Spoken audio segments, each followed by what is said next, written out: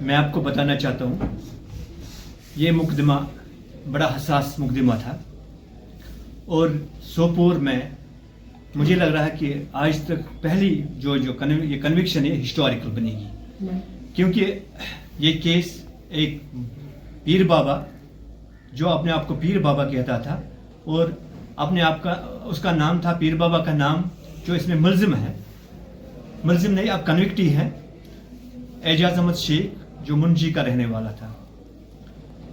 ये केस 2016 में police station बुमाई में दर्ज हुआ और FIR number 22/2016 under section 377 RPC में दर्ज हुआ।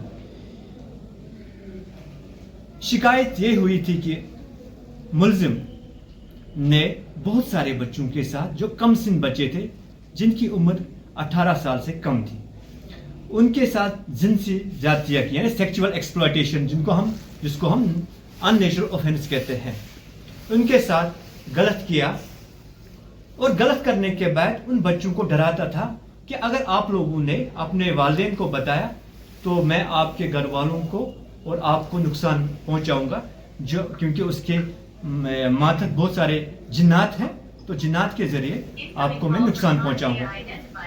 क्योंकि बच्चे छोटे होते हैं वो डर जाते थे, अपने घर में नहीं बोलते थे कि मुलजिम उनके साथ जिनसी जातिया करता है। बिलाकर 2016 में एक विक्टिम ने, एक बच्चे ने अपने बाप से शिकायत की, मौलवी की शिकायत की, मुलजिम की शिकायत की कि मुलजिम उनके साथ ज्यादतियां करता है।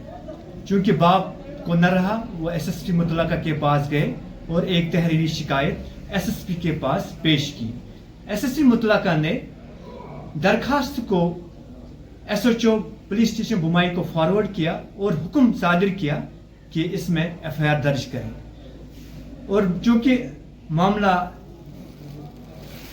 सेंसिटिव था और इस इलाके का मुलजिम मौलवी था, उसके खिलाफ एफआईआर दर्ज करवाना या उसको अरेस्ट करवाना बड़ा ही मुश्किल काम था। मुकदमा बहुत ही हसास था। दर्ज होने के बाद दूसरे ही दिन एसएसपी मुतलका ने एक एसआईटी कॉन्स्टिट्यूट की, जिसकी क़यादत आशीष मिश्रा आईपीएस जो वक्त के जो उस अयाम में सोपोर में एसडीपीओ थे।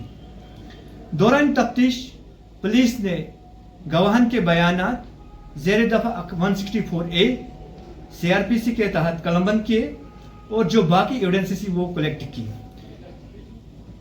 एविडेंसेस कलेक्ट करने के बाद प्रीमा फेशियी मुलजिम के खिलाफ ऑफेंस मेड आउट हुआ और अदालत में सेक्शन 173 में चालान पेश हुआ।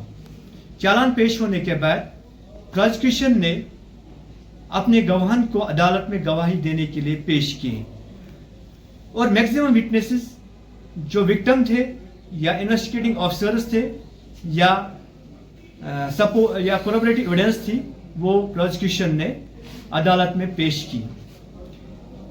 विक्टिम को, जो इसमें विक्टिम था, उसको एडवोकेट आयशा जहांगीर रिप्रेजेंट कर रही थी और एडवोकेट साहिबा ने प्रोसिक्यूशन और अदालत को भी इस केस में असिस्ट किया।